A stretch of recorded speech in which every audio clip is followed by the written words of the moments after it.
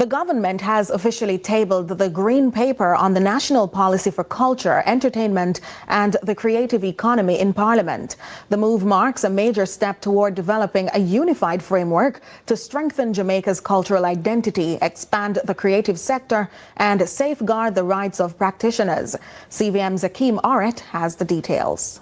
After months of consultations and cabinet approval, the Ministry of Culture, Gender, Entertainment and Sport has tabled its long-awaited Green Paper on the National Policy for Culture, Entertainment and the Creative Economy. The document outlines the government's plan to build a sustainable framework for Jamaica's creative industries. This Green Paper's forward-looking approach places a premium on a just and cohesive society, equity and inclusivity, empowered communities, preservation of our rich heritage, respect for cultural diversity and cultural expressions.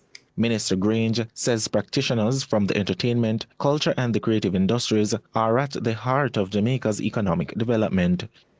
Jamaica's creative economy is already a significant contributor to national development, generating over 5% of GDP and supporting nearly 3% of employment.